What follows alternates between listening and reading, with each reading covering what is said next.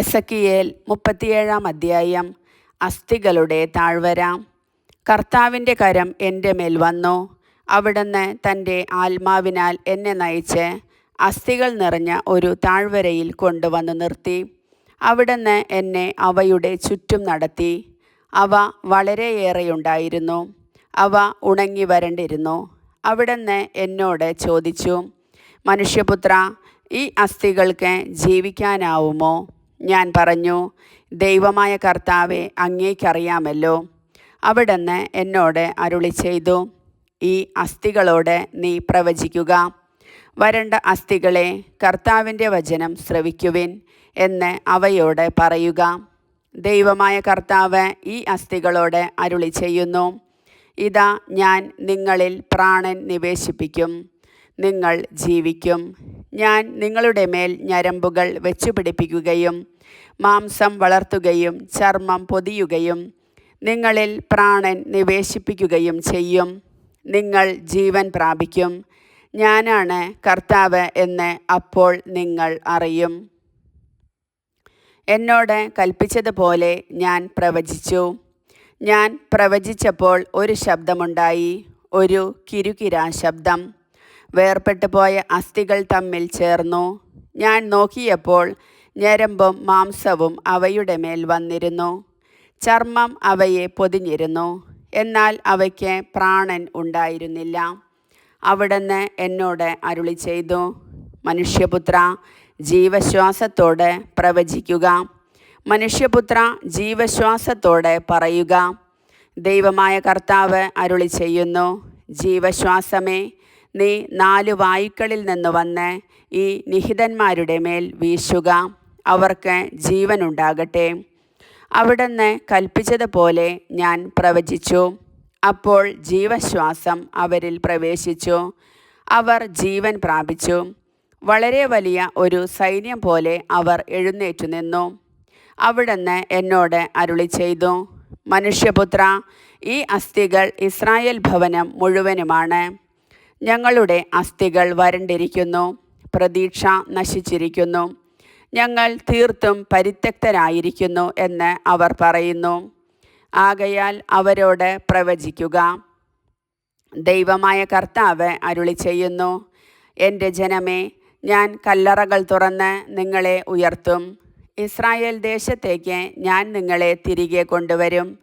എൻ്റെ ജനമേ, കല്ലറകൾ തുറന്ന് നിങ്ങളെ ഞാൻ ഉയർത്തുമ്പോൾ ഞാനാണ് കർത്താവ് എന്ന് നിങ്ങൾ അറിയും. എൻ്റെ ആത്മാവിനെ ഞാൻ നിങ്ങളിൽ നിവേശിപ്പിക്കും. നിങ്ങൾ ജീവിക്കും. ഞാൻ നിങ്ങളെ നിങ്ങളുടെ സ്വന്തം ദേശത്ത് വസിപ്പിക്കും. കർത്താവായ ഞാനാണ് ഇത് പറഞ്ഞതെന്നും പ്രവർത്തിച്ചതെന്നും അപ്പോൾ നിങ്ങൾ അറിയും. കർത്താവ് അരുളി ചെയ്യുന്നു. 2 വടികൾ. കർത്താവ് എന്നോട് അരുളി ചെയ്തു, മനുഷ്യപുത്ര, ഒരു വടിയെടുത്ത് അതിൽ യൂദായ്ക്കും അവനോട് ബന്ധപ്പെട്ട ഇസ്രായേൽ സന്തതികൾക്കും എന്ന് എഴുതുക. വേറൊരു വടിയെടുത്ത് അതിൽ എഫ്രായിമിൻ്റെ വടിയായ ജോസഫിനും അവനോട് ബന്ധപ്പെട്ട ഇസ്രായേൽ ഭവനം മുഴുവനും എന്ന് എഴുതുക. ഒന്നായി തീരത്തക്ക വിധം അവ നിന്റെ കയ്യിൽ ചേർത്തു പിടിക്കുക. ഇതുകൊണ്ട് നീ എന്താണ് ഉദ്ദേശിക്കുന്നതെന്ന് ഞങ്ങൾക്ക് കാണിച്ചു തരില്ലേ എന്ന് ജനം നിന്നോട് ചോദിക്കും. അപ്പോൾ അവരോട് പറയുക, ദൈവമായ കർത്താവ് അരുളി ചെയ്യുന്നു, ജോസഫിൻ്റെയും അവനോട് ബന്ധപ്പെട്ട ഇസ്രായേൽ ഗോത്രങ്ങളുടെയും വടി എഫ്രായിമിൻ്റെ കയ്യിലുള്ളതു തന്നെ ഞാൻ എടുക്കാൻ പോകുന്നു. അതെടുത്ത് യൂദായുടെ വടിയോട് ചേർത്ത് ഒറ്റ വടി പോലെ പിടിക്കും. അവ എൻ്റെ കയ്യിൽ ഒന്നായി തീരുകയും ചെയ്യും. നീ എഴുതിയ ആ വടികൾ അവർ കാണുക പിടിച്ചുകൊണ്ട് അവരോട് പറയുക, ദൈവമായ കർത്താവ് അരുളി ചെയ്യുന്നു, ഇതാ, ചിതറിപ്പോയിരിക്കുന്ന ജനതകളുടെ ഇടയിൽ നിന്ന് ഇസ്രായേൽ ജനത്തെ ഞാൻ കൊണ്ടുവരും. എല്ലാ ദിക്കുകളിലും നിന്ന് ഞാൻ അവരെ ഒന്നിച്ചു കൂട്ടി സ്വദേശത്തേക്ക് കൊണ്ടുവരും. സ്വദേശത്തെ ഇസ്രായേലിൻ്റെ മലകളിൽ ഞാൻ അവരെ ഒരൊറ്റ ജനതയാക്കും. ഒരു രാജാവ് അവരുടെ മേൽ ഭരണം നടത്തും. ഇനിയൊരിക്കലും അവർ 2 ജനതകളായിരിക്കുകയില്ല. 2 രാജ്യങ്ങളായി ഭിന്നിച്ചു നിൽക്കുകയുമില്ല. തങ്ങളുടെ വിഗ്രഹങ്ങളാലോ മ്ലേച്ഛ പ്രവർത്തികളാലോ മറ്റേതെങ്കിലും അപരാധങ്ങളാലോ അവർ മേലിൽ തങ്ങളെ തന്നെ മലിനപ്പെടുത്തുകയില്ല. അവർ പാപം ചെയ്ത എല്ലാ വസതികളിലും നിന്ന് അവരെ ഞാൻ രക്ഷിച്ച് നിർമ്മലരാക്കും. അങ്ങനെ അവർ എൻ്റെ ജനവും ഞാൻ അവരുടെ ദൈവവും ആയിരിക്കും. എൻ്റെ ദാസനായ ദാവീദ് അവർക്ക് രാജാവായിരിക്കും. അവർക്കെല്ലാം കൂടി ഒരിടയനെ ഉണ്ടായിരിക്കുകയുള്ളൂ. അവർ എൻ്റെ നിയമങ്ങൾ അനുസരിക്കുകയും കൽപ്പനകൾ ശ്രദ്ധാപൂർവം പാലിക്കുകയും ചെയ്യും.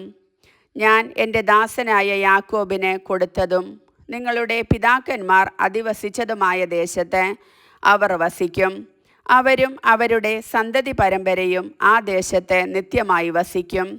എൻ്റെ ദാസനായ ദാവീദ് എന്നേക്കും അവരുടെ രാജാവായിരിക്കും. സമാധാനത്തിൻ്റെ ഒരു ഉടമ്പടി അവരുമായി ഞാൻ ഉണ്ടാക്കും. അത് നിത്യമായ ഉടമ്പടിയായിരിക്കും. അവരെ ഞാൻ അനുഗ്രഹിക്കുകയും വർദ്ധിപ്പിക്കുകയും ചെയ്യും. അവരുടെ മധ്യേ എൻ്റെ ആലയം ഞാൻ എന്നേക്കുമായി സ്ഥാപിക്കും. എൻ്റെ വാസസ്ഥലം അവരുടെ മധ്യേ ആയിരിക്കും. ഞാൻ അവരുടെ ദൈവവും അവർ എൻ്റെ ജനവുമായിരിക്കും. എൻ്റെ ആലയം അവരുടെ മധ്യേ നിത്യമായി സ്ഥിതി ചെയ്യുമ്പോൾ ഇസ്രായേലിനെ വിശുദ്ധീകരിക്കുന്ന കർത്താവ് ഞാനാണ് എന്ന് ജനതകൾ അറിയും. കർത്താവിൻ്റെ വചനം.